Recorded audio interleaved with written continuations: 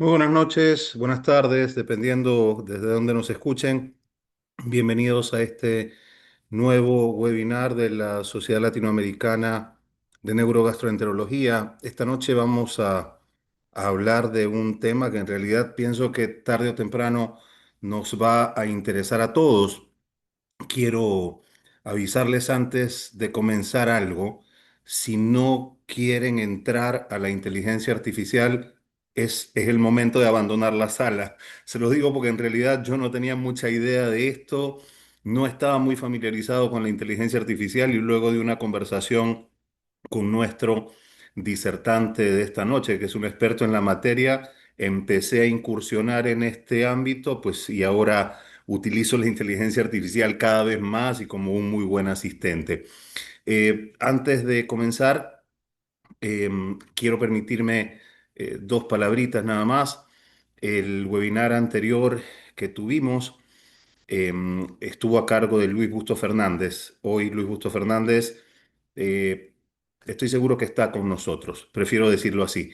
Y quisiera empezar por dedicarle este webinar a su memoria. A continuación, voy a presentar a los moderadores de esta noche. Hemos elegido a dos entusiastas y destacados miembros de nuestra sociedad, pero que en realidad tienen una diferencia en cuanto a sus edades. Hemos entrado entre los fundadores y los más jóvenes miembros, y porque justamente pienso que tienen diferentes perspectivas con respecto a la inteligencia artificial. Y quiero por eso dar la bienvenida a mi hermana del alma, Laura Solé, y a Carlos Asensio. Buenas noches, Laura y Carlos. Buenas noches. No sé si se acaban de dar cuenta que me han dicho vieja, pero está muy bien. Está muy bien. Es un placer enorme, enorme para mí. Y es cierto, somos entusiastas con esta diferencia de edad. ¿Por qué?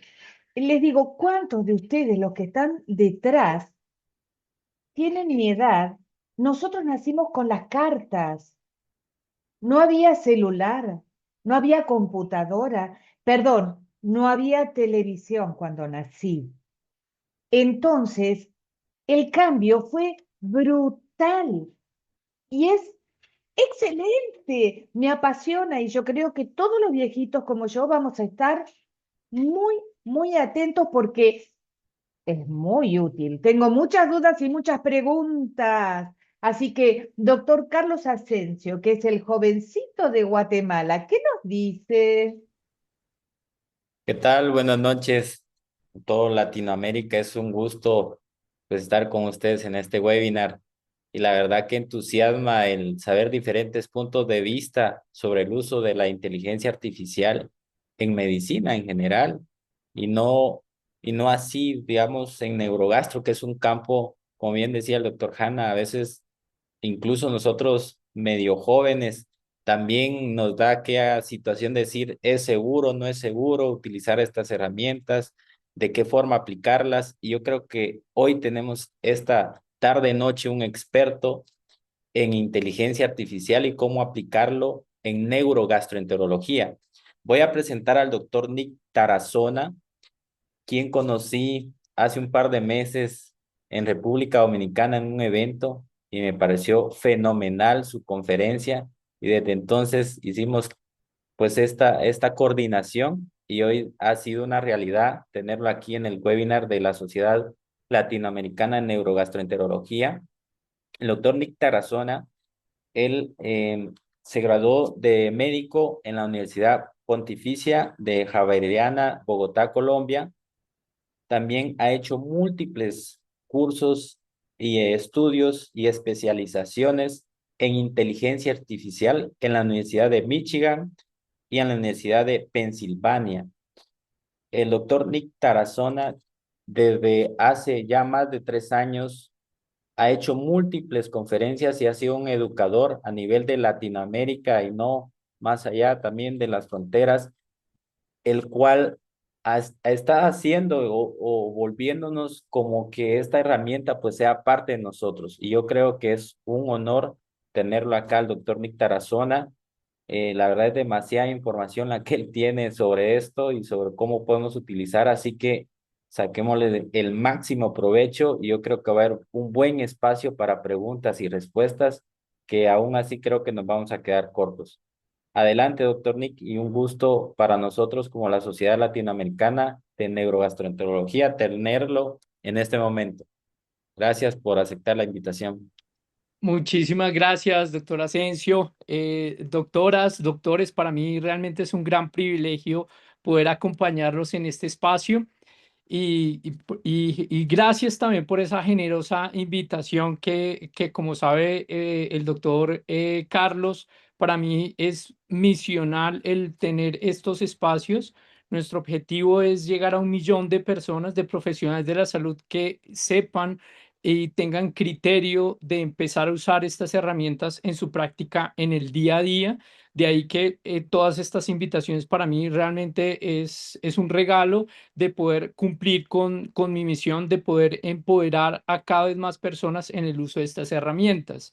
Y para empezar, me gustaría preguntarles a todos y a todas si por favor pueden levantar la mano de las personas que usan ChatGPT o alguna de estas herramientas. Por favor, levanten la mano. Perfecto. Vamos a ver. Muy bien, ¿quién levantaron la mano? Recuerden, ustedes también lo pueden hacer desde la aplicación. Muy bien, una muy buena parte ya la ha usado, pero estamos como en un 50-50 de las personas que como que la han usado, no la han usado. Perfecto. Muy bien, muy bien. Ahora quiero que por favor, muy bien, perfecto. Ahora quiero que por favor levanten la mano quienes quienes pagan en este momento Netflix, por favor. ¿Quiénes usan Netflix? Muy bien. Ya vemos 15 levantaron la mano, 17 sin duda 18. Vamos a dar unos segundos más para la votación. 16, 18, 19, perfecto. Muy bien, muy bien. 19 personas de 48, 18 de 48, perfecto. Por favor, manténganla arriba. Y ahora, por favor, arriba la mano, exacto. Y mantengan la mano si ustedes están pagando alguna suscripción de ChatGPT, Cloud, Gemini u otra. Si no, bajan la mano. Ok, ahí ya empieza a cambiar las prioridades. El doctor Asensio sabe que me gusta hacer mucho esta pregunta para saber qué prioridades nosotros tenemos en este, bueno, ahí ya empezó a bajar un poco, cerca del 20% de las personas usan ChatGPT en modelo de suscripción. Ya vamos a ver que antes era realmente importante tener un modelo de suscripción pago versus uno que no es de pago. Y justamente este espacio, la idea es alimentarlos con ciertos criterios para que ustedes tomen decisiones. Muchísimas gracias por participar. Ya pueden bajar la mano. Como el doctor Asensio les mencionó, nosotros la idea es que dejar un espacio de provocación, la cual vamos a durar 30 minutos compartiéndole algunos datos importantes y los otros 30 los vamos a dejar para preguntas. De ahí lo importante es que por favor, si tienen una inquietud, la escriban de una vez y la mandan por WhatsApp. De esta forma, nosotros vamos a estar recolectándolas y a la final vamos a empezar a responderlas una a una. Y si es necesario, por favor, levantan la mano y se les activa el micrófono también para que generen su pregunta de manera, pues, de voz a voz. Muy bien, entonces les voy ahora a compartir la presentación.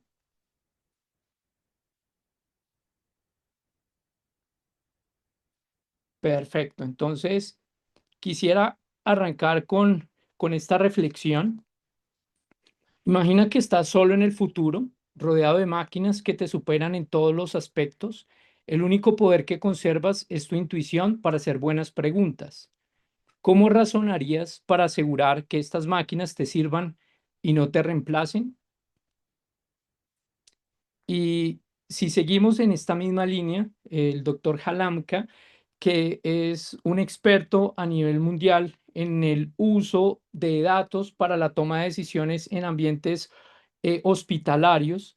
Trabajan actualmente en Mayo Clinic y tiene esta frase que ustedes leen ahí y justamente nos invita a esa reflexión y es qué nos hace a nosotros eh, humanos, qué nos hace a nosotros esa relación médico-paciente donde un modelo de inteligencia artificial no nos reemplace. Y ahí es donde él nos invita como a reforzar esos valores de escucha, de empatía y respeto. Cuando nosotros vemos esto desde una perspectiva de qué ha ocurrido antes, cómo ha sido nuestro razonamiento a nivel clínico y cómo estas nuevas tecnologías están impactando a nivel de razonamiento clínico, nos lleva a nosotros a repensar cómo nosotros estamos trabajando de frente a estas nuevas tecnologías. Y me encanta lo que la doctora mencionó hace un momento, que ha visto prácticamente desde los computadores, los primeros computadores, hasta ya teléfonos inteligentes, celulares, que ha visto justamente la evolución de todas estas tecnologías. Y justamente son los médicos más expertos y los más privilegiados porque tienen esa sensibilidad, ese nivel de criterio para decidir qué tanto impacto puede llegar a tener una tecnología versus la anterior de cara a ese razonamiento clínico que, por ejemplo, nosotros podemos llegar a hacer con estas tecnologías. De ahí que les preparé justamente esta tabla que me gusta compartirla, donde lo que ustedes ven es en la primera columna las diferentes dimensiones que es el ejercicio médico. En el eje X es decisión y predicción. Esto que siempre nosotros buscamos al momento de tomar una decisión de cara a nuestros pacientes. Si vemos en las siguientes columnas están los diferentes tipos de razonamiento. No vamos a entrar en detalle en cada una de estas. Recuerden, esto es de provocación para sus preguntas y demás. Pero sí quisiera en cada uno de estos tipos de razonamiento enfocar en alguno de estos y es cómo ha sido en la evolución del tiempo ese razonamiento 1.0, si lo llamamos de esta forma. El protagonista absoluto es el humano. Ya en el 2 vemos que hay un supervisor de adherencia a esos protocolos. Y ya en el razonamiento 3, que es en el cual nos encontramos actualmente, y es ese copiloto con control final. Acepta, modifica, justifica. Puedes activar el asistente. Y esto es bien importante que lo tengamos en cuenta. Y es el primer mensaje para que ustedes tengan un criterio al momento de evaluar este tipo de tecnologías. Y es como la palabra muy bien lo dice, son tecnologías, por ende son herramientas que pueden generar un beneficio o un daño si no se usan correctamente. Y de ahí este espacio de ayudarles a ustedes a tener criterios cada vez más avanzados al momento de evaluar este tipo de tecnologías. Y acá es importante definir esto, y es que este tipo de tecnologías no nos van a reemplazar, pero un médico sin usar este tipo de herramientas muy seguramente sí lo van a reemplazar. De ahí la importancia de tener estos espacios para empezar a tener un poco más de criterio en torno a esto. Y si vemos en cuanto a esas ventajas, en el razonamiento 1.0 tenemos un contexto, creatividad, pero ya cuando vemos un razonamiento 2.0 empieza esa reproducibilidad, esa reducción de omisiones dentro de esas listas de chequeo que a lo mejor se nos pueda pasar algo. Ya con el razonamiento 2.0 tratamos de mitigar eso y generamos intervenciones cada vez más seguras. Y si ya vemos el 3.0, por ejemplo, empezamos a ver la escala, la personalización, la trazabilidad, que a partir de un escenario clínico evalúen una cantidad de información importante, a partir de unos no hacer, ténganlos en cuenta para tomar la mejor decisión. Y quizá también lo más importante, la reducción de la carga cognitiva. Ahora hablamos un poco más del tema, pero es importante tenerlo en cuenta. Y además la parte documental, cómo todos estos procesos administrativos incluso incrementan el burnout en los especialistas y más al nivel en el cual ustedes se encuentran. Igual, también hay un tema de limitaciones y en este caso en la limitación del razonamiento 1.0 está la variabilidad, sesgos cognitivos, en el 2.0 rigidez, obsolescencia de las guías y justamente esos casos borderline o limítrofes donde a lo mejor esa guía no responde esos criterios de inclusión donde está mi paciente que tengo que tomar una decisión, pero pues ninguna guía me da respuesta de qué debo hacer en este escenario. Y por otra parte, en el razonamiento 3.0 las limitaciones están en las alucinaciones, que justamente muchos de ustedes van a tener preguntas referente a este punto, que igual espero que durante la presentación la puedan resolver. La descalibración, dependencia de datos y riesgo de sobreconfianza. Y así, esto daría para compartirles nuevamente una charla completa. La idea, nuevamente, el objetivo acá es provocarlos y de que esta sesión a lo mejor pueden surgir unas cada vez más específicas y para desarrollar ciertas habilidades en ustedes. Y si vemos por otro lado la parte de validación, vemos que en el 1.0 es la formación médica, ya el razonamiento 2.0 se enfoca también cada vez más en la auditoría, adherencia de esos protocolos, que si lo vemos desde el contexto clínico, cuando vemos los estudios clínicos, alcanzan adherencia hasta del 100%, 90% en cuanto a la toma de decisión, al momento de tomar el médico una decisión versus que el paciente la siga. Pero ya en mundo real, estas adherencias alcanzan el 10%, 30% en el mejor de los casos, incluso cuando son intervenciones de alto costo.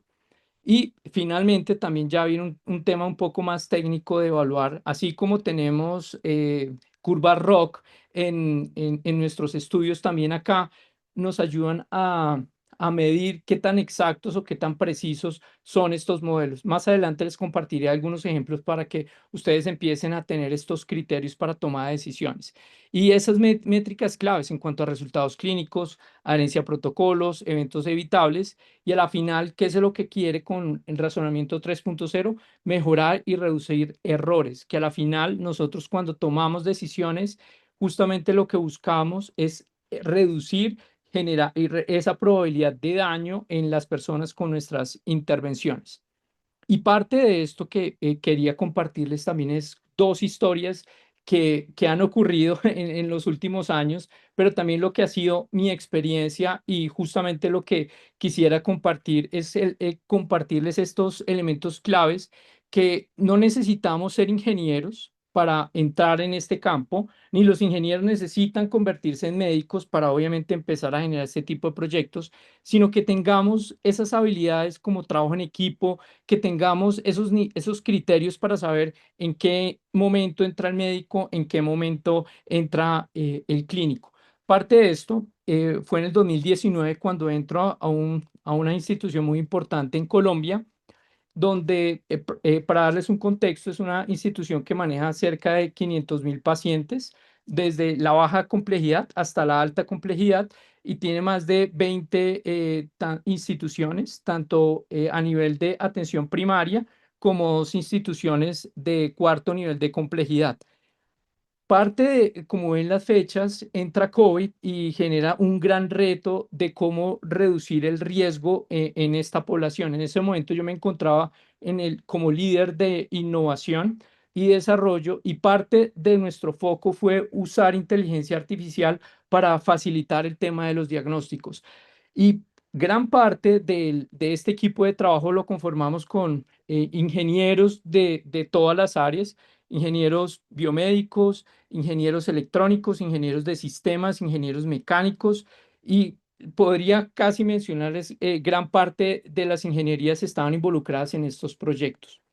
¿Por qué es importante y por qué me detengo a comentarles, digamos, a nivel de detalle esto?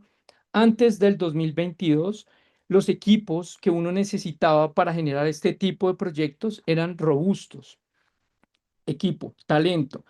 El otro elemento era el tiempo. Para nosotros generar este tipo de proyectos fuera de eventos especiales como lo que fue COVID, es prácticamente imposible llevarlos a cabo, dado que estos equipos se encuentran haciendo otras actividades, a menos que estén dentro de la propia institución, lo cual hace muy complejo para nuestras instituciones de salud tener más de 100 ingenieros dentro de una misma institución. En la nuestra, con ese nivel de magnitud, teníamos 20 ingenieros. De ahí que nos tocó buscar otros equipos en varias universidades, en especial la Universidad WIS de Santander, una de las más importantes en nuestro país. Para darles una perspectiva, es de una de las que más patentes genera a nivel Latinoamérica.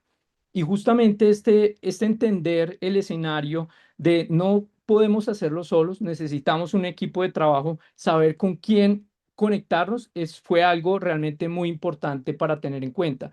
De ahí que nosotros empezamos, que ese es otro factor importante, y es el tema de los recursos. Empezar a generar convocatorias para aplicarlas en nuestro caso, al Ministerio de Salud, a MinCiencias, donde conseguimos unos recursos muy importantes para generar este tipo de proyectos y así nosotros poder impactar cada vez a más personas. Y acá al final, los tres mensajes importantes que les quisiera dar es el tiempo, el esfuerzo y el dinero para hacer esto antes del 2022 era de una magnitud bien importante. De ahí el meme que a lo mejor ustedes ven acá, donde necesitábamos estudiantes de doctorado, de maestría, incluso ingenieros top para hacer este tipo de proyectos en un margen de tiempo muy corto, 7 meses, y un presupuesto muy alto. Y de ahí el foco y los aprendizajes que me traje de esto era que había equipo de computación, equipo de datos y equipo de algoritmos. Entonces, el talento y el equipo de personas se enfocaban en gestionar qué algoritmos servía para detectar a partir de esta imagen, esta placa de tórax, y a partir de unos análisis que hacían los radiólogos de sencillamente etiquetar, este es un patrón de COVID o es otro patrón de otras cosas. Entonces, a partir de todo ese trabajo en equipo, son tres cosas importantes cada vez que hablamos de proyectos de inteligencia artificial que debemos tener en cuenta y en especial antes del 2022. Tengo acceso a una base de datos confiable, propia. Si es propia, muchísimo mejor. Si es pública, ahí va a entrar un esfuerzo y un tiempo mucho mayor para tratar de depurarla. Tengo el nivel de computación suficiente y acá es cuando hablamos de computación, solo las grandes universidades, grandes empresas pueden tenerlo y algoritmos y generar este tipo de algoritmos de igual manera. Es por esto que cuando hablamos nosotros de hacer un proyecto como estos, en el mejor de los casos, cuando tenemos ese tiempo, ese dinero y ese nivel pues de recursos para implementarlo, todo saldría en menos de 7 meses o incluso 7 meses. Y parte de esto es que si nosotros estamos en el contexto de América Latina sin COVID, este tipo de proyectos es prácticamente imposible de gestionar, a menos que sea por un grant que nos ganemos por a nivel como internacional o propio a nivel de nuestros gobiernos. Y eso es muy importante entenderlo dentro de los contextos en la América Latina. Cuando ustedes son líderes y los llamen a tomar decisiones frente a en qué invierten el dinero, esto es importante tener en cuenta, porque no solo es tener un modelo que funcione después de 7 meses, sino después de ustedes qué van a hacer con ese modelo donde se invirtieron una serie de recursos y que ustedes tengan también el suficiente dinero para llevarlo a una etapa de mercadeo, de comercialización y todo lo demás, que a veces en nuestro contexto de salud no lo tenemos en cuenta, pero cuando llevamos etapas de innovación es crítico tenerlo en cuenta, porque de otra manera hacemos un gran esfuerzo para hacer este tipo de proyectos, pero cuando surge, se acaba el dinero de una financiación que conseguimos, no habíamos planeado qué va a ocurrir con ese algoritmo o esos modelos que se entrenaron, esos recursos, esos esfuerzos se pierden y este mensaje es súper importante que lo tengamos en cuenta. Ahora, ¿qué ocurre en el 2022? Pues aparece ChatGPT. Pero antes de entrar en este tema de ChatGPT, es importante que repasemos estos elementos que les estoy dando. Cada vez que ustedes les hablen de modelos de inteligencia artificial, de inmediato ustedes deben pensar en tres cosas. ¿Cuáles son esos datos con los cuales fue entrenado el modelo? ¿Qué algoritmos, qué modelos está usando? ¿Y cuál es ese modelo de computación? Entonces, acá cuando pensamos en antes del 2022, ahora les voy a compartir un menú de algoritmos, pero esto prácticamente no es el objetivo de esta charla. El objetivo es que ustedes entiendan cómo estos elementos que son críticos al momento de identificar un modelo de otro. Y luego viene esa balanza que debemos tener como expertos, como especialistas cuando nos toque evaluar este tipo de proyectos. ¿Cuánto tiempo nos va a requerir? ¿Cuánto dinero esto va a requerir? Y el esfuerzo que esto va a implicar. Y esto en términos reales, cuando lo llevamos a una línea de tiempo, alcanzan 7 meses, pero esto en contextos normales podría alcanzar un año o más. Y en Latinoamérica, yo creería que entre 1 año y medio y 2 años podríamos nosotros llevar a hacer esto. Ahora, lo que ocurre en el 2022 es que todo esto, el tema de computación, ya no tengo que pensar en esto porque que prácticamente se comparte, se democratiza el acceso a estos modelos. Justamente democratizar, ¿por qué lo menciono? Porque antes del 2022 nosotros teníamos que invertir unas grandes sumas de dinero, de equipos, de trabajo y demás para poder llegar a tener unos modelos que debíamos estar actualizando constantemente. Con la llegada de la empresa de OpenAI, que en el 2022 lanza ChatGPT, pues genera un hito de un antes y un después de lo que es el acceso a todos estos modelos y cómo nosotros podemos empezar a implementarlo en el día a día, incluso dentro de nuestros consultorios. Que si antes del 2022 pensábamos, bueno, ¿cómo uso la inteligencia artificial en mi consultorio privado? Pues creo que esa decisión no era viable justamente por esos tres elementos que les he mencionado. Y justamente esos criterios que ustedes deben evaluar de tiempo, dinero y esfuerzo son críticos en cualquier proyecto de inteligencia artificial que ustedes aborden. Ahora, parte como de lo que ocurre en el 2022, acá es compartirles una experiencia a nivel personal.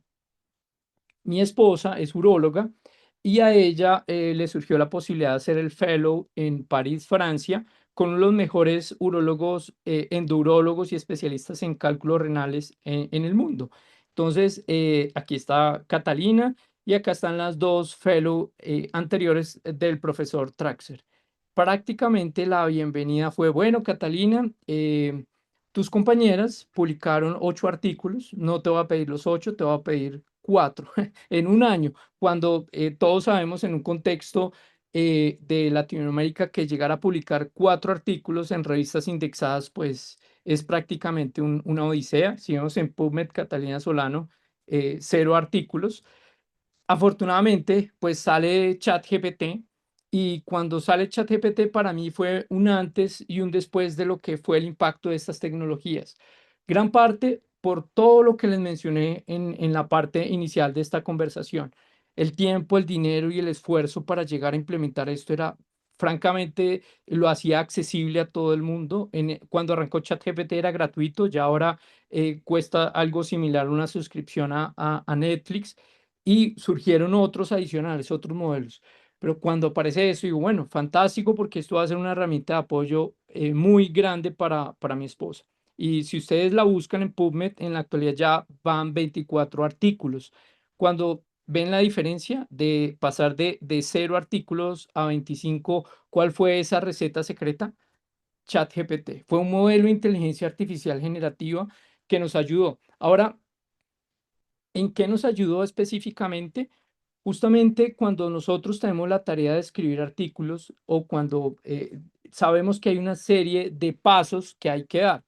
Por ejemplo, y uno de los más duros es la redacción, de cómo encajar esa redacción de artículos de investigación y que encajen de acuerdo a ese estilo editorial de esa revista en particular. Y esto lo hace supremamente importante para tener en cuenta cuando uno se somete a enviar cualquier artículo de investigación y es cómo nosotros ajustamos nuestros artículos justamente a ese estilo editorial. Entonces, ¿qué hacíamos? Alimentábamos nuestro asistente de inteligencia artificial con los elementos o los criterios de evaluación. Adicionalmente, empezábamos a evaluar de manera crítica con estos modelos de inteligencia artificial y luego podíamos empezar a estructurar nuestro artículo. De ahí que, pues, un artículo que antes nos costaba meses hacerlo, ya con los datos, ya teniendo los datos, el tema de llevarlo a tablas, llevarlo a redacción y todo lo demás, podríamos alcanzar entre 4 o 6 horas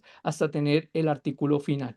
De ahí, pues, el incremento, pues, de este número de artículos. Obviamente, cuando lo enfocamos, este tipo de herramientas para nosotros a nivel profesional, acá no solo el número de publicaciones, sino es poder compartir las experiencias que nosotros tenemos y romper esas barreras que a lo mejor en nuestros países es tan compleja.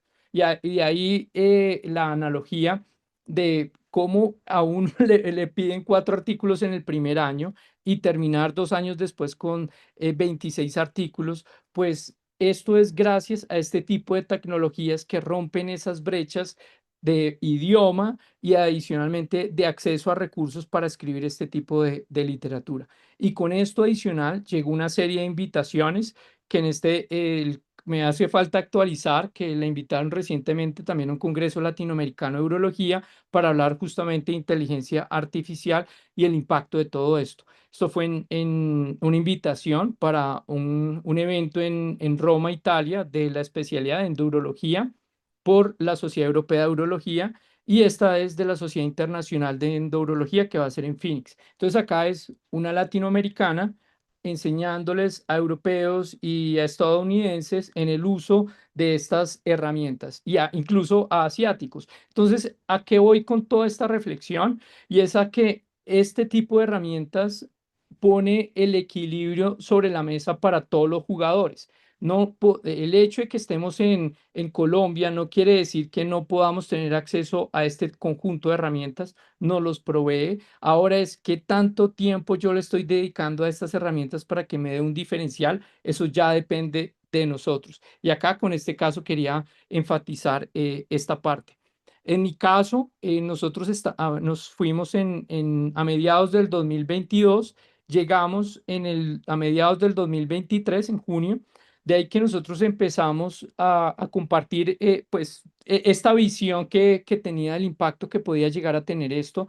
De ahí que empecemos a trabajar en temas de educación, investigación, innovación con la sociedad latinoamericana, perdón, con la Sociedad Colombiana de Medicina Interna, ya actualmente en varias sociedades, justamente para enfatizar el impacto que este conjunto de herramientas tiene y cómo podemos nosotros involucrarlo en nuestro día a día en la práctica, ya impactando cerca de más de 100.000 profesionales de la salud, más de 3.000 internistas, 7 países en Latinoamérica. Gracias a estos espacios nos permiten pues llegar mucho más. Entonces, con esto quería enfatizarles el impacto que de este tipo de tecnologías puede llegar a tener.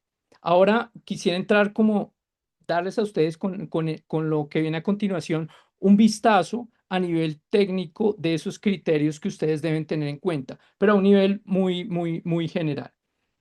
Este es cuando nosotros vemos una línea de tiempo en cuanto a lo que ha venido siendo el auge o el aumento de estos modelos, nuevamente buscando siempre predecir y tomar decisiones. Es decir, que cada escenario, cada problema que yo le plantee a uno de estos modelos, aumente su predicción de cuál va a ser ese resultado y la precisión al momento de entregarme esa respuesta. Entonces, predecir para ayudarme a tomar mejores decisiones. Esto es lo que se resume cada uno de estos modelos.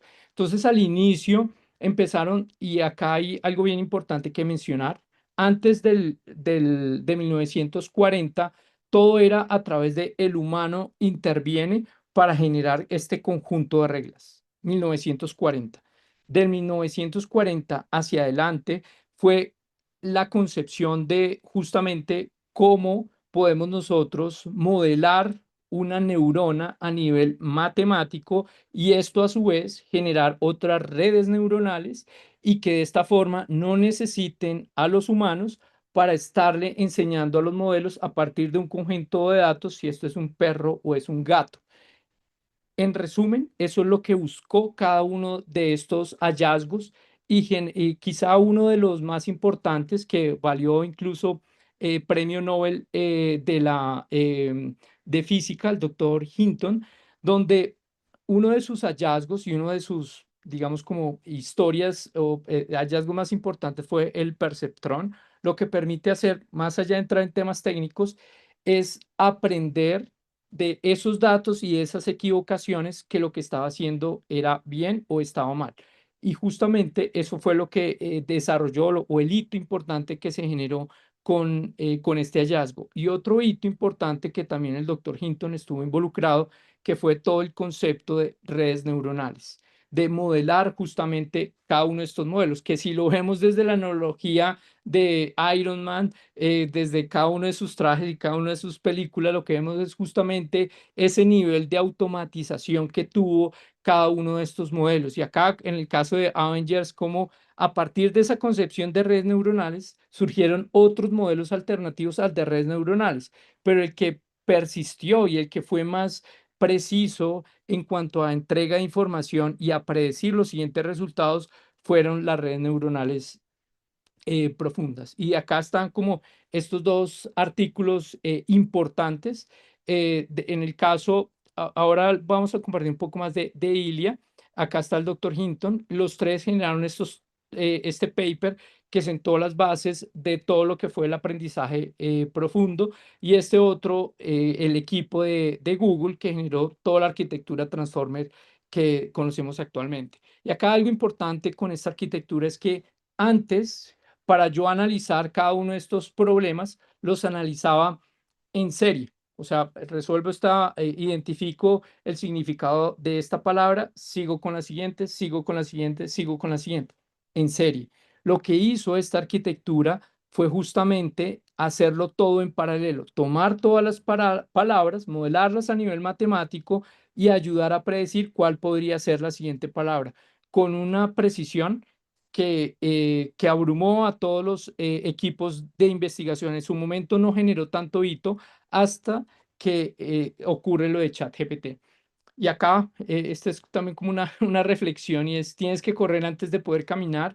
Y lo que nos dicen estos modelos, que desde 1940 está ocurriendo todo esto, pero quizá el avance más importante lo hemos tenido en los últimos 10 años con el auge de todos estos modelos generativos, de no esperar a que la tecnología se adapte con las herramientas, sino que estas nuevas tecnologías sean cada vez más precisas y se adapten a las tecnologías existentes. Y esto creo que ha sido algo fundamental en el uso de estos.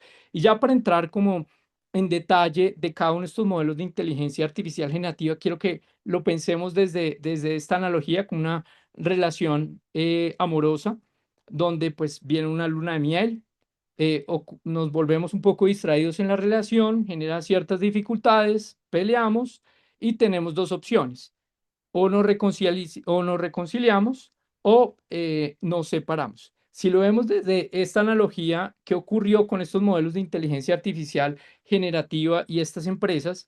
Pues este fue el equipo de investigadores que desarrolló OpenAI.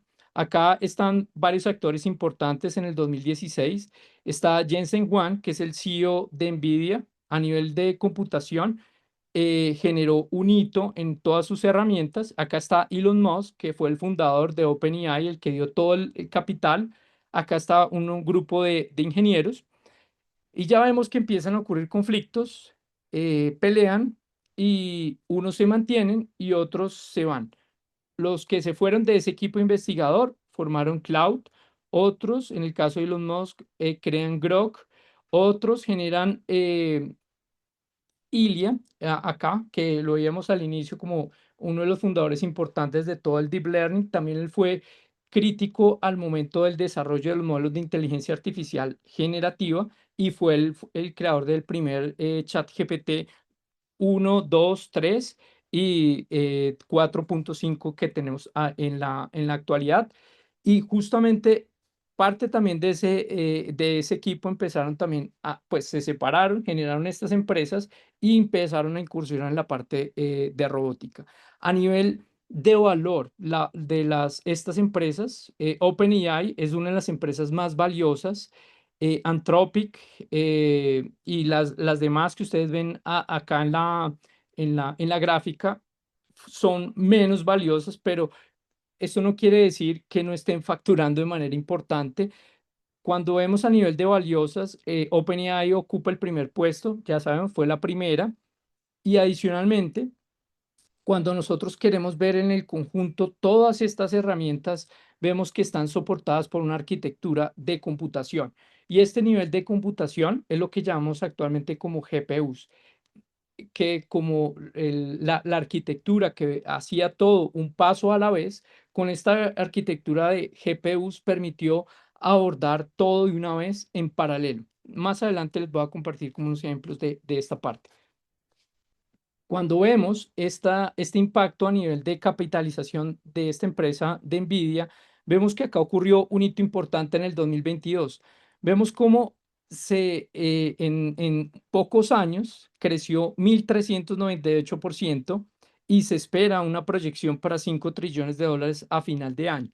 Acá, más allá de dar recomendaciones de empresas y demás, es enfatizar el impacto que estas tecnologías están teniendo en nuestro día a día y que quisiéramos abordarlo desde la perspectiva de Elon Musk, que lo plantea como un tsunami supersónico y, y pues esto es una invitación, una reflexión para todas y para todos y es que imagínate que tú estás limpiando una playa en la cual tiene algunas agujas, está un poco de basura, algo sucia, pero se acerca una ola de 300 metros la cual es la inteligencia artificial y pues sabes que te va a golpear. Ahora, si la idea es que pues no te estés enfocando en limpiar la playa, sino nuevamente que estés preparándote para cómo navegar y cómo sortear esta ola. Y acá la invitación también es para que empecemos a usar este conjunto de herramientas y justamente no nos quedemos en la playa limpiando. Y para darles siquiera otra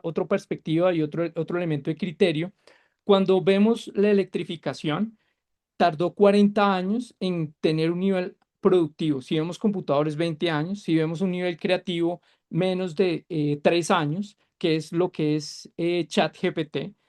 Y si lo vemos desde qué tan grande ha sido a nivel de productividad diferentes tecnologías, vemos el Internet, 10%, las máquinas de vapor, más del 25%, electricidad 35% y inteligencia artificial más del 50%.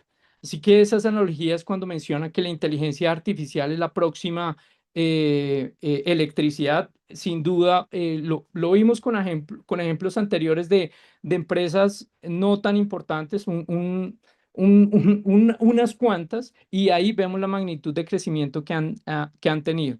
Ahora, si lo aterrizamos al contexto de salud, justamente acá vemos algunos papers. Este fue publicado en el 2023 por el grupo de Google DeepMind, donde nos muestra justamente a quién le va mejor con estas tecnologías. Por ejemplo, acá están los médicos que de manera a lo mejor romántica atienden a sus pacientes pensando justamente en qué podría llegar a ser solo esa parte. Ahora pensémoslo desde la perspectiva de razonamiento 1.0.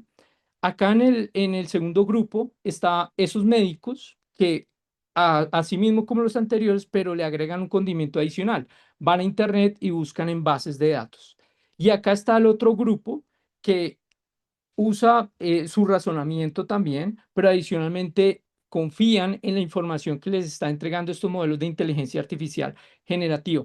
¿Qué fue lo provocador de este artículo? Vemos la precisión en identificar diagnósticos diferenciales. Entonces, aquellos médicos que no usan ninguna herramienta, 35% versus los que sí la usan, 55%. Ahora veamos este otro paper de la Universidad de Harvard. Un año después, vemos cómo la precisión aumenta casi al 100%. Nuestros modelos están actualmente en el 100%. Ya les voy a compartir como esos criterios que ustedes deben tener en cuenta para aumentar ese nivel de predicción.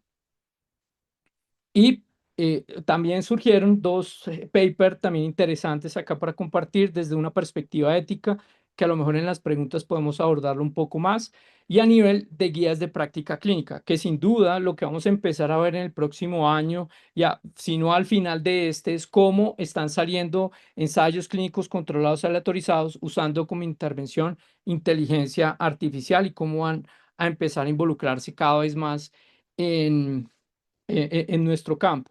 Ahora, bueno, esto es importante. Vi que esto tuvo un impacto también como unos casos de éxito a nivel personal, a nivel también externo, el impacto a nivel social que esto está generando.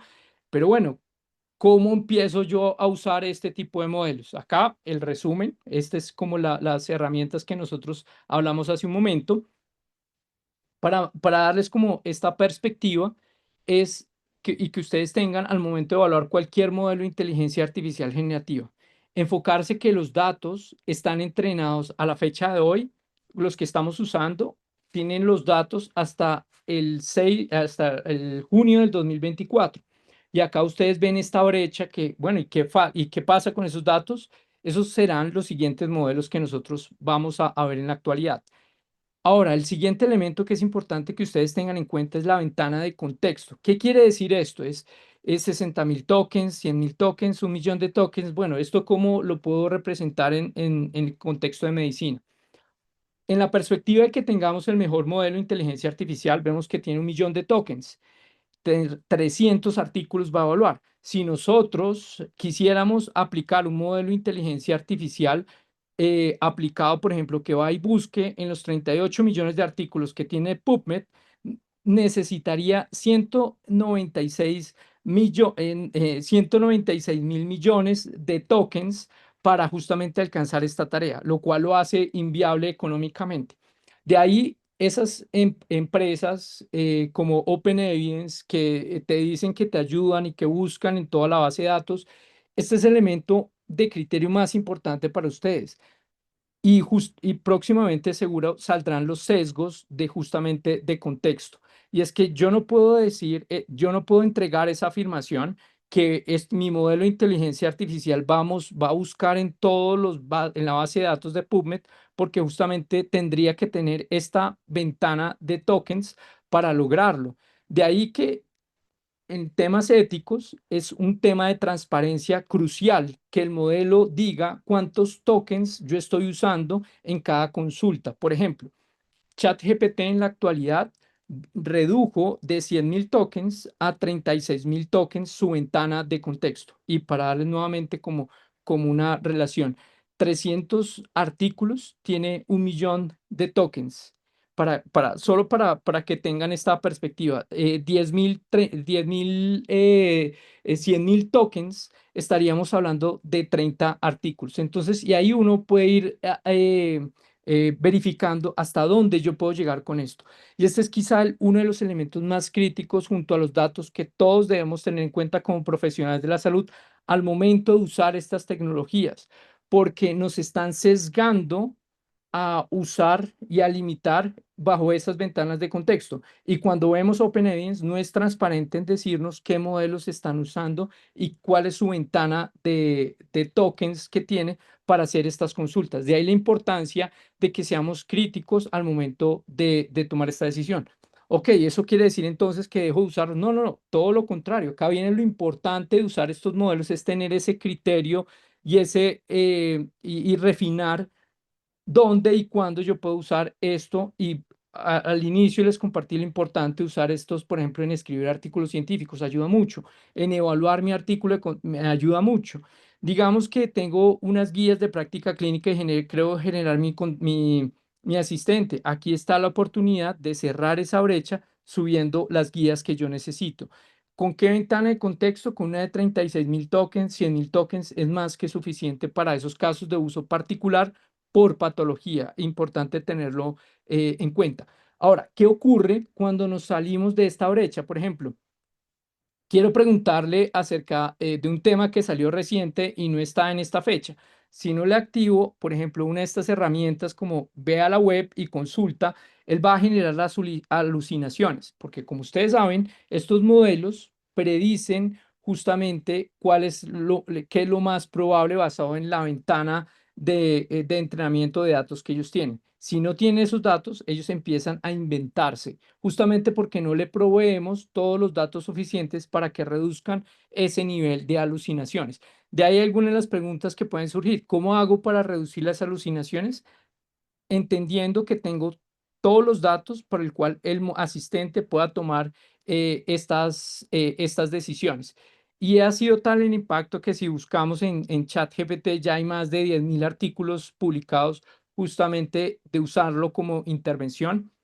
Vemos en esta gráfica la importancia de que dependiendo del modelo, esto genera ciertas brechas entre saber cuál es el mejor y cuál es el peor. Acá, en la actualidad, estos modelos se han homogenizado realmente muchísimo a tal punto que entender cuál es el mejor modelo versus el otro, ya acá es dependiendo de qué tarea específica yo necesito abordar.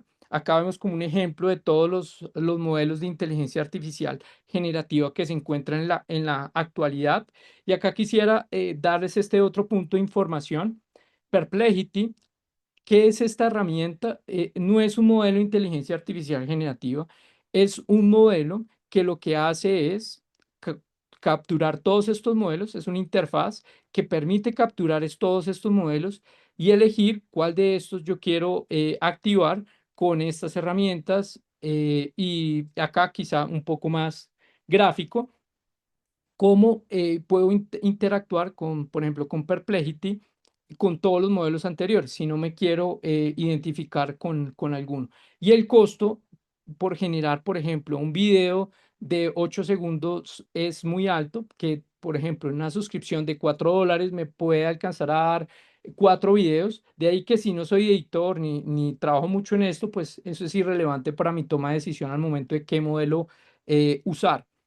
Y en la actualidad se plantea pues este otro escenario, es dónde encajan entonces los humanos en todo esto. Y es justamente en esa parte de lo que veíamos al inicio, cómo nosotros tomamos esas herramientas, esos valores que nos hacen únicos como profesionales de la salud, usamos todas estas herramientas para empezar a investigar, educar mejor a nuestros pacientes, a nuestros estudiantes y generar un impacto a nivel de sociedad. Y esta es otra herramienta también que se las dejo. Igual podemos hacer otra sesión donde entremos en detalle en cada una de estas herramientas para que ustedes vean, o a lo mejor en alguna de las preguntas podemos hacer como algún caso de uso pequeño para que ustedes vean también cómo funciona. Y para también dejarlos y ya ir terminando con esta reflexión, y es, así como los motores a vapor generaron un impacto en la reducción del esfuerzo físico, así estamos viendo lo que la inteligencia artificial va a generar. De ahí que las próximas investigaciones que surjan en torno al ámbito de la medicina y en nuestros campos va a ser realmente muy interesante, ya que gran parte de todas estas descubrimientos van a ser eh, coautoría también con este conjunto de herramientas. Y acá quisiera terminar con esto, y es, esto no nos va a reemplazar. Acá la analogía del traje de Iron Man, yo puedo darle que él sea completamente autónomo o limitarlo a ciertas tareas. En el campo de la salud, no hay, esto es indiscutible cuando es relación médico-paciente, no estoy hablando de tareas administrativas, solo cuando tengo una relación médico-paciente, siempre el humano debe estar ahí para tomar la decisión, para verificar, editar, eliminar o sencillamente quitar el agente o el modelo de inteligencia artificial para tomar mejores decisiones. Entonces, acá la conversación y la pregunta que a lo mejor ustedes siempre los dejan al final no es si la inteligencia artificial nos va a reemplazar o no, es que nuestro colega que sí la sepa usar probablemente tenga mayores habilidades y competencias para abordar desafíos cada vez más complejos. Por ende, él va a tener mayores beneficios a nivel tanto de su trabajo como a nivel personal, como a nivel profesional. Entonces, muchísimas gracias y bueno, abierto a las preguntas que a lo mejor podamos tener como para completar esta reflexión. Bueno, excelente exposición, doctor Nick Tarazona. Creo que pues nuestra cabeza ahorita está con sin fin de preguntas y enredos, pero voy a dejar la palabra a la doctora Laura Solé para que inicie con la primera pregunta. Bueno, la verdad es que ya hay varias preguntas. Quisiera primero darle paso a los que están presentes, porque confío en que esto no se queda acá y que vamos a seguir por mucho tiempo. Eh, Porque bueno, yo me dividí la parte de gestión, tiempo y eficiencia, qué pasa con la educación médica, ética, seguridad, un montón. Pero bien, acá Jorge Suazo nos pregunta, y un tema muy interesante, porque si usamos la inteligencia artificial para escribir una publicación, como hizo tu esposa, ¿Cuándo se puede considerar que se está plagiando? ¿Hay que reportar que se usó inteligencia artificial? ¿Cómo se maneja legal y éticamente? Gracias por la pregunta, doctor, y pues también el doctor que la hizo. Cuando nosotros arrancamos, no existía ninguna política editorial al respecto. Sencillamente es entender también acá hay dos puntos de la pregunta que me permite ampliar algo adicional en esa parte. Vayamos con lo que fue la pregunta y es si es plagio o no. ¿Qué se considera plagio? Plagio es que yo tomo el texto, el artículo de alguien y sencillamente lo reproduzco como si fueran mis propios datos. Eso es considerado plagio. Ahora, cuando nosotros, por ejemplo, actualizamos una revisión sistemática de la literatura, ¿es plagio o no es plagio? No es plagio, es actualización de una revisión sistemática de la literatura y demás. ¿Por qué? Porque mis datos se actualizaron, mis datos actualizaron los de esa revista, los de esa revisión anterior. Hasta ahí espero haya quedado resuelta la parte de plagio. Ahora, cuando nosotros empezamos a escribir artículos de investigación, lo bonito de este tipo de arquitecturas es que nosotros podemos darle el tono que, por ejemplo, actúa como un experto editor con más de 10, 20 años de experiencia en la revista Neurology y ayúdame a refinar esta introducción. ¿Eso es plagio o no es plagio? Entonces acá nuevamente volvemos al punto. No es plagio debido a que yo no estoy usando los elementos de manera textual de esos artículos como tal. Entonces de ahí, pues esto es un apoyo a que nuestros artículos se ajusten a los estilos editoriales de esas revistas en particular. Ahora también para mencionar, ¿qué dice el resto de las editores en el mundo? Entonces fue algo muy interesante porque hicieron una encuesta de los mejores editores de las revistas Q1 de cardiología para que definieran su posición. ¿Aceptan o no aceptan ustedes como editores de revistas Q1 de cardiología esto? Acá para reducir los niveles de dopamina, a ver qué fue que dijeron justamente ellos están de acuerdo con el uso de estos modelos de inteligencia artificial generativa, sin duda. Ahora, ¿con qué no están de acuerdo? Con que sean los autores, porque esto es darle responsabilidad legal y moral a unos modelos que es como decirle al Excel o al Stata que usé como herramienta que sea autora. No, esto sale de la conversación, eso no puede ir. Ahora, al final, la otra recomendación que ellos dan, dos más adicionales, y es, puedo generar imágenes con IA, no lo permiten tampoco ninguno, y justamente porque las alucinaciones cada vez son mayores. El nivel de datos de texto es muchísimo mayor al nivel de datos en imágenes que nosotros tenemos. De ahí que faltan algunos años más para poder tener este nivel de precisión. Genérame un sistema o genérame un sistema nervioso central con todos los detalles según la evidencia disponible. No te lo va a hacer justamente porque no tiene en su contexto, en sus datos, las imágenes suficientes para hacer esto. Y lo otro es que tampoco lo aceptan como revisores finales. Entonces acá es súper importante tener esto. No se trata de un copiar, pegar, enviar. No, la revisión final la debemos hacer nosotros.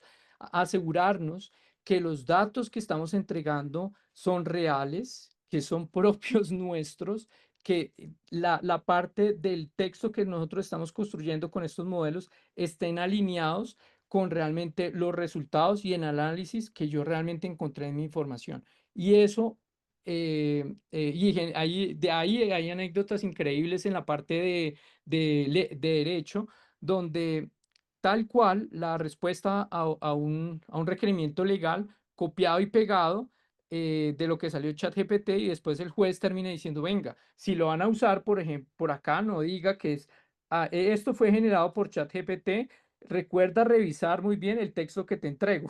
Y el juez, venga, por favor hagan bien al menos su trabajo. Entonces, ahí yo creo que alcanzo a dar alcance a la respuesta. Si no, por favor, nos indican ahí por el chat. La última cosa que preguntó Suazo fue si había que poner en el artículo específicamente que se utilizó como herramienta.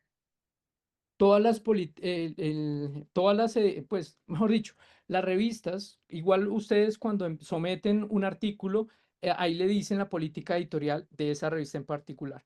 Algunas no la aceptan. Mi recomendación es, por favor, busquen otra, porque esto les da también, esto es como, la analogía que me gusta mencionar acá es como prohibir el acceso a Internet para buscar datos de informaciones, Perfecto. bloqueo a herramientas que nos permitan mejorar nuestro trabajo en el día a día. Entonces, por favor, busquen otra revista y sin duda, ya prácticamente en la mayor parte de los formularios de sometimiento dicen si usó o no, justamente para las tareas de redacción.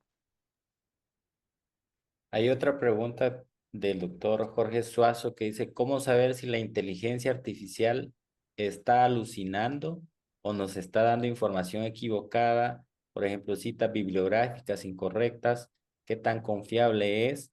Los diferentes modelos que se usan en la LLM y sobre todo cuando buscamos información para basarnos en la evidencia como Open Evidence, ¿qué tan confiable es o qué recomienda? De entrada, espero, doctor, que a lo mejor la hizo antes de que habláramos del tema de alucinaciones, pero ahí me permite reforzar algo. De entrada, no usar modelos de Open Evidence para tomas de decisión clínica. Recordar que hay un marco que nos rige a nosotros que se llama medicina basada en la evidencia, la cual tiene 5 pasos. La primera es plantear la pregunta, hacer la búsqueda, hagamos la revisión crítica, tome la decisión y evalúe esa decisión. Eso no lo reemplaza ningún modelo de inteligencia artificial en la actualidad. Y gran parte de eso, de explicaciones que se requerirían 196.000 millones de tokens solo para analizar bases de datos de PubMed. Faltaría literatura gris y todo lo demás. Entonces, mi recomendación acá es para toma de decisión clínica, regirnos bajo el marco de los pasos de medicina basada en la evidencia, usar la inteligencia artificial para que nos ayude en esa parte de evaluación crítica de los artículos que encontramos para evaluar y tomar la decisión y luego evaluarla y reportarla. Y pues ahora con estos modelos de inteligencia artificial, lo que les quería compartir es que las publicaciones de artículos ya cada vez más fácil. Y la siguiente, y la parte de las alucinaciones tiene que ver mucho con qué datos yo le estoy dando al modelo, que era lo que les compartí hace un momento. Hasta el 2024, todo el conocimiento de la humanidad, hasta junio del 2024, ya está, todo lo que es público. Lo que no es público hasta la fecha es esa ventana donde si yo le pregunto algo relacionado con esta parte del tiempo, no me va a entregar información, pero el asistente probablemente se va a lanzar a darme una respuesta. Y ahí es donde yo debo preguntarme a nivel crítico, ¿le estoy dando todos los datos suficientes para que llegue a ese nivel de predicción? Por ejemplo, si estoy analizando un paciente con cefalea y le doy las guías americanas de cefalea eh, año 2000 y estoy pidiendo intervenciones del 2025 y ya salió la nueva guía del 2025, muy probablemente el modelo pues no me va a salir con eso, sino él se va a enfocar con los datos que lo entrené de las guías del 2000, por ejemplo, de cefalea. Y esto pues tiene que ver mucho con el criterio nuevamente del humano. La idea es que esto es una herramienta que nos va a ayudar a tomar decisiones y a amplificar esas habilidades que yo ya sé que tengo. Por ejemplo, si al momento de hacer una historia clínica soy un estudiante de medicina y no la hago correctamente, pues el modelo no me va a servir de mucho, por más inteligente, por más ventana de contexto que tenga, porque si no le doy los elementos o los datos o los criterios que tiene ese paciente en semiología o dentro de la historia clínica, pues no me va a ayudar mucho al entregarme diagnósticos diferenciales y todo lo demás. Gracias por las preguntas porque me Eh, han permitido como aclarar varios puntos.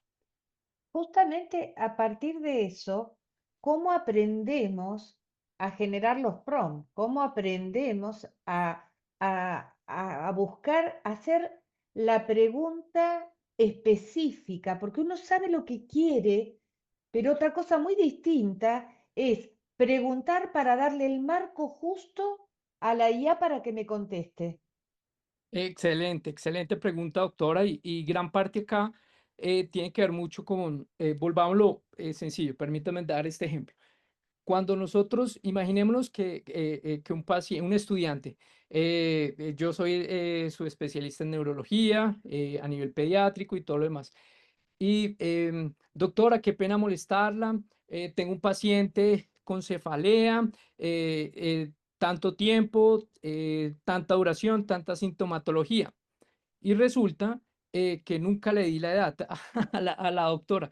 Y bueno, pero ven, ¿cuál es la edad? No, tiene 50 años. No, pues creo que no es conmigo la pregunta. Y acá justamente tiene que ver mucho esto es con hacer una muy buena descripción de ese problema. Acá mis recomendaciones, así como si uno estuviera haciendo una pregunta pico, ¿cuál es mi población o ese problema en particular de ese paciente en particular que tengo con criterios de historia clínica? Luego, ¿qué intervención se le ha dado o no se le ha dado y qué resultados estoy teniendo con este paciente o qué resultados esperaría tener? Si yo lo planteo en formato pregunta pico, ustedes aumentan la precisión de cualquier modelo y fundamental, y era lo que les mencionaba hace un momento, un estudiante cuando avanza con estos modelos de inteligencia artificial no le sacan todo el provecho porque no tienen esa rigurosidad de pensamiento crítico de cara con la sintomatología de ese paciente. Recordemos el razonamiento 1.0, no es que el uno u otro vaya a desplazar, sino que se tienen que integrar. Si yo no me esfuerzo en hacer una muy buena historia clínica, pues no existe ningún modelo que le pueda ayudar a justamente hacer ese nivel de predicciones de esos posibles diagnósticos diferenciales o esas pruebas terapéuticas que yo deseo. Planteándolo en el término, en la parte clínica. En la parte de educación, en la parte de investigación es exactamente igual. Es establecer muy bien qué criterios son los que yo necesito y escribírselos al asistente. Y otra parte también, a propósito de su pregunta, doctora, es que le puedo hablar como si fuera mi asistente. Mira, tengo este escenario, este caso clínico. Ayúdame a organizar esto para un prompt, para un modelo de inteligencia artificial. Y el modelo le va a sugerir qué preguntas te faltan o qué te gustaría como profundizar en esos elementos. Bien. Doctor Nick, hay una pregunta del doctor Luis Ignacio. Dice, ¿todas las aplicaciones de inteligencia artificial útiles deben ser pagadas o hay alguna gratuita? Y quizá aquí tal vez nos puede ayudar con ejemplos. ¿Qué nos recomienda usted, por ejemplo, para poder realizar un algoritmo cuando estamos haciendo nuestras presentaciones? ¿Qué aplicación cuando queremos hacer resumen de algún artículo? ¿Y qué aplicación debemos de usar o nos recomienda para la búsqueda de información? No sé si nos podía dar un ejemplo, porque pues ya el tiempo se nos está acabando, pero creo que es importante esa parte. Claro, y acá es algo, y gracias, doctor, por esa pregunta, porque me permite compartir acá algo, y es que existen diferentes modelos, pero si ustedes me preguntaran antes de la semana pasada qué me recomendarían, yo les diría entrar a ChatGPT con modelo de suscripción Teams versus Plus, porque Teams tiene una serie de características mejores y demás. En la actualidad les diría que usen todas en la versión gratuita, porque es tal el nivel de competencia que todas en la actualidad están dejando una cantidad bien interesante, bien importante de preguntas gratuitas. Entonces, el doctor Carlos no me dejará mentir que justamente esa era mi recomendación hace unos meses. Mi recomendación actual es, por favor, usen todos los modelos gratuitos que están disponibles. Ahora, ¿cuáles son los que yo recomiendo? Cloud de Anthropic, Gemini de Google, Grok y ChatGPT en sus modelos gratuitos. Entonces acá, nuevamente, si ustedes ven que les está gustando mucho un modelo, pues fantástico, pueden dar ese siguiente paso. Pero mientras tanto, familiarícense con cada uno de estos componentes, de todos estos modelos, que la idea, como arrancamos el inicio de esta presentación, es provocarlos y si ustedes lo desean, podemos armar otro segundo espacio para ya entrar en cada uno de estos ejercicios con cada uno de estos modelos, para que pues todo no sea así como de que ustedes queden como a la fuerza y ver tantas cosas a la vez. Pero acá la recomendación importante es, por favor, úsenlos todos en la versión gratuita, que prácticamente pueden alcanzar muy buenas respuestas, y si se le acaba uno, pues van con el otro. Si se le acaba uno, va con el otro. Si se le acaba el otro, va con el otro. Porque actualmente estos modelos gratuitos son muy, muy buenos. Ahora, están los modelos chinos, que es DeepSeek y demás. Acá no lo recomendaría tanto. Por favor, con los anteriores está muy bien. Y principalmente la recomendación de por qué no los chinos, pues tienen limitaciones y no hay tanta transparencia nuevamente en los modelos que se están usando, que tanta ventana de tokens y demás. ¿Puedo hacer todavía una preguntita más, Carlos? Claro, claro, Sí, doctora. sí, Nick, adelante. mira, me preguntaba si con respecto a la confianza, si depende de cómo vamos alimentando, ¿no? A la inteligencia artificial, la confianza que tenemos del resultado que vamos a tener. ¿Cómo saber que está alimentada con información correcta? Y el tema es que tenemos un sesgo que la mayoría de lo en medicina, en la literatura, está para Estados Unidos y Europa y escrito en esas áreas geográficas, y Latinoamérica es diferente. Entonces, eh, ¿cómo hacer ese tamiz y cómo tener confianza? No sé si la pregunta, ¿ves? Ahí yo tengo que empezar a aprender a hacer los prompts, porque la pregunta no la hice muy clara, pero creo que me entendiste. Perfecto, claramente, doctora, y esos tienen dos particularidades esa pregunta, doctora. La primera es cómo estoy segura, por ejemplo, de que estoy usando la fuente de información correcta para que me entregue esa información. Entonces, por ejemplo, nosotros generamos asistentes dentro de los modelos, y estos asistentes les subo, por ejemplo, perdón por seguir con este modelo de cefalea, subo las guías del 2025 de cefalea.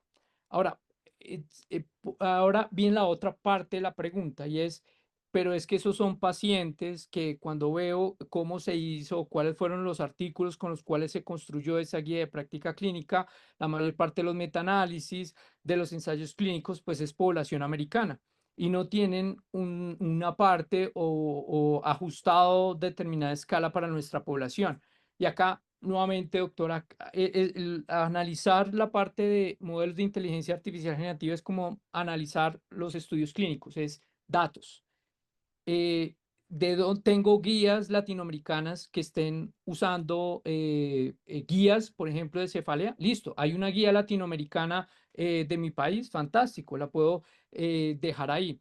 Ahora, lo que debo ser crítico es mi guía nacional versus la americana o europea. ¿Está bien o en qué se contradice una u otra? ¿Dónde está el equilibrio? Digamos que la europea está fantástica porque tiene todos los elementos. Muy bien, entonces usaré esa. Y esta es la principal limitación en nuestros contextos a nivel de Latinoamérica, porque ya la mayor parte de los ensayos clínicos, cuando son multicéntricos, pues afortunados los que incluyeron su población de 20, 40 pacientes, pero habrán otras poblaciones donde no se incluyeron. Entonces es también una invitación a investigar en nuestras regiones. Y nuevamente, estas tecnologías abren la posibilidad de que eso sea una realidad en nuestros contextos. Nick, te agradezco mucho por la presentación. Antes de terminar, porque en realidad uno de los parámetros que miramos siempre para ver si damos por terminado o no el webinar es la gente que se mantenga conectada. Y la verdad es que se mantiene conectada mucha gente todavía, lo cual quiere decir que está bastante interesante. Pero te voy a confesar algo. La doctora María Vallejo de Ecuador hizo un par de preguntas Perfecto. que estaban un poco largas. Entonces, la verdad que hice yo. agarré las preguntas y las puse en ChatGPT y le dije que resuma las preguntas. Entonces, te voy a, te voy a hacer las Buenísimo. preguntas como las resumió ChatGPT, ¿no?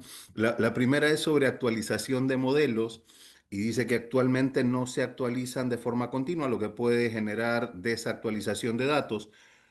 Un modelo ideal se entrenaría de forma continua, pero siempre con control de calidad humano. Esa sería la primera pregunta con respecto a la actualización de datos. Y la segunda que es interesante, eh, sobre la privacidad de los datos de las personas, ¿no? Cómo garantizar la protección de información del paciente ante el robo de riesgo o filtración en Internet, considerando requisitos como consentimiento explícito que se hace en Europa y posibles medidas como servidores cifrados, contratos específicos con el proveedor o gestión mediante consentimientos.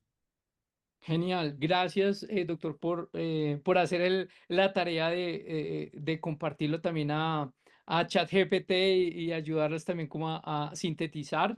Y doctora, también muchísimas gracias por esas preguntas que son fenomenales. Arranco por la última. Ese tema de la privacidad es crítico, crítico, crítico, y de ahí la importancia también es que tengamos un poco de sentido común cuando usemos estos modelos. ¿A qué me refiero? A que si tenemos el PDF de la historia clínica de la paciente, no se la subamos al modelo porque estaría compartiendo datos, primero el nombre, la dirección, el teléfono y datos que puedo geolocalizar fácilmente a esa paciente. Entonces, recomendación de entrada, anonimicemos esos datos. ¿Qué quiere decir? Solo copiemos los datos de interés, como la edad, el sexo, y ahí entro con la parte de la historia clínica. Todo lo que permita la identificación de un paciente es importantísimo no usarlos en ningún modelo de inteligencia artificial generativa. ¿Por qué razón? Estos datos van a entrenarse pues a estas empresas y puede generar, por ejemplo, el siguiente dato. Digamos, Ana Pérez es una paciente de tal edad con tales diagnósticos y resulta que la aseguradora X necesita evaluar el perfil de riesgo de esta paciente si continúa o no con este modelo de aseguramiento o no, o si le incremento el costo de ese seguro. Cuando yo le compartí la historia clínica a esa paciente, a estos modelos, muy probablemente cuando algún interesado quiera ver a Ana Pérez con tales características, tal edad, muy seguramente le puedan arrojar esos datos a esos modelos y a esas empresas. Entonces acá es súper importante evitar y anonimizar justamente los datos. Entonces, digamos que acá ya es muy importante que nosotros anonimicemos todos estos datos. Ahora, la siguiente parte de la pregunta es en cuanto a en cuanto a la actualización que se hacen a los modelos. Y el modelo ideal sería el que continuamente se esté actualizando. Creo que el modelo ideal depende de cuál es justamente mi caso clínico de interés que yo quiera abordar o mi caso de uso en mi contexto particular, porque de acá no importa mucho si está actualizado hasta el día de hoy, no importa mucho. Por ejemplo, y acá va otra recomendación, cuando alimenten sus asistentes de inteligencia artificial, háganlo con guías de práctica clínica. No lo hagan con estudios independientes a menos que sea muy relevante. Dado que ustedes les están, cuando le aporta las guías de práctica clínica, le aportan todas sus ventajas, obviamente también todas sus desventajas. Pero si ustedes agregan una revisión sistemática, un metaanálisis independiente, ustedes tienen que asegurarse de hacer la revisión crítica que harían en este grupo de trabajo de las guías de práctica clínica. Entonces, acá es muy importante que se enfoquen en tener datos de calidad. Si los datos no son de calidad, la respuesta también no va a ser muy buena. De ahí que tomar guías de práctica clínica que estén actualizadas a la fecha son muy importantes. Entonces, acá depende mucho del uso particular que tengamos de cada uno. Hay varias preguntas aún por resolver, pero por Claro, cuestión de claro que sí. tiempo. Estoy abierto a responderlas Si es el caso, feliz de acompañarlos. Si quieren otro espacio, con gusto lo podemos tener Mira, Sí, para de enfocarnos hecho, en la parte del taller.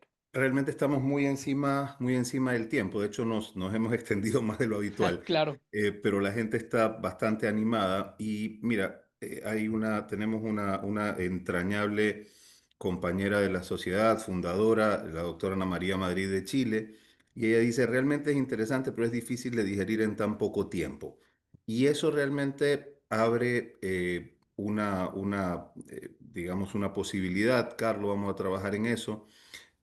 Vamos a ver si planteamos una encuesta sobre este webinar a las personas, digamos, no solo a los asistentes, sino a los que no estuvieron, una encuesta electrónica para ver si, gracias a tu apertura y disponibilidad, armamos un segundo webinar sobre aplicaciones y modelos concretos.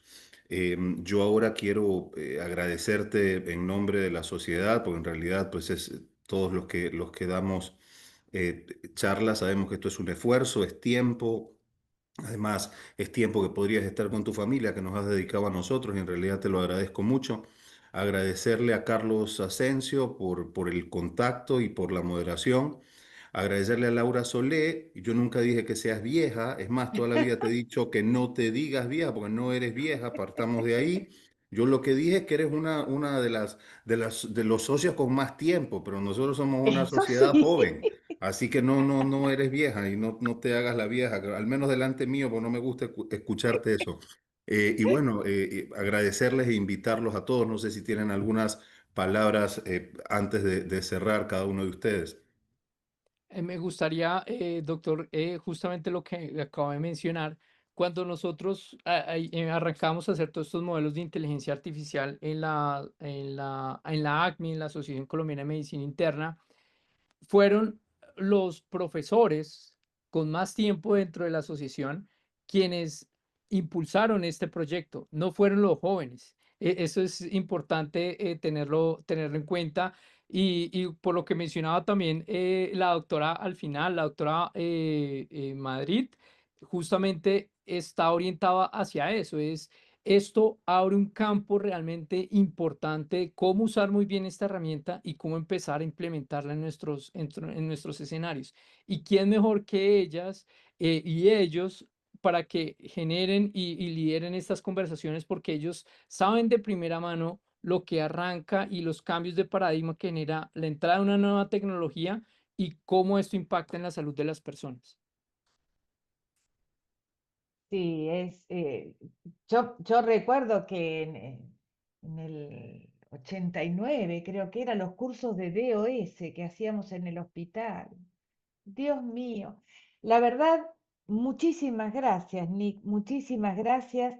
Eh, lo necesitamos, seguimos creciendo y cuanto más nos faciliten las cosas y podamos hacerlo criteriosamente, creo que los más grandes tenemos temor a eso, a a perder el criterio. Cuando uno usa una herramienta nueva, creo que somos más eh, temerosos en ese aspecto, ¿no? Pero bueno, hay que practicar, hay que tirarse a la pileta y aprender porque creo que tiene muchas ventajas. Muchísimas gracias y que esto no sea la última vez que nos encontremos. Gracias, Seguro, doctor. Ignacio, por favor. Gracias, Carlos Asensio, por, por esta oportunidad tan linda. no, un gusto, ¿verdad, doctora Laura Solé? Y doctor Nick Tarazona, le mandan muchas felicitaciones de los diferentes países de Latinoamérica. La verdad que el público asistente está muy contento e incluso interesado. Creo que podemos organizar hasta 2 talleres, ser los próximos webinars que sea enfocado a talleres, porque en lo personal yo tampoco soy experto en usar estas aplicaciones, apenas las estoy digiriendo y conociendo. Y yo creo que lo interesante de los próximos webinars será ya de lleno entrar a cómo usarlos y que usted nos dé ejemplos de cada herramienta, cómo buscar esa información oportuna y qué tan segura sea para nosotros poderla aplicar al campo de la neurogastroenterología. Perfecto, Entonces yo creo que perfecto. sí, vamos a organizar con tiempo pienso que 2 talleres, porque ya ven que en una hora no da tiempo. Tal vez un taller solo para cómo usar el chat GPT y la búsqueda de información, otro taller solo para herramientas que nos pueden ayudar a hacer nuestras publicaciones o presentaciones que damos, charlas, etcétera. Y asimismo también el resumen de artículos, que a veces pues es tedioso leer 5 o 6 artículos en un día, y estas herramientas nos facilita ese tiempo. Entonces, Sí. quizá ahí si está en su disposición, Nick, vamos a organizarlo, y de verdad muy agradecidos con todos. Pasen buena noche a cada uno de ustedes. Muchas gracias, Muchísimas buenas gracias. noches. Que Buenas noches, descansen. muchas gracias.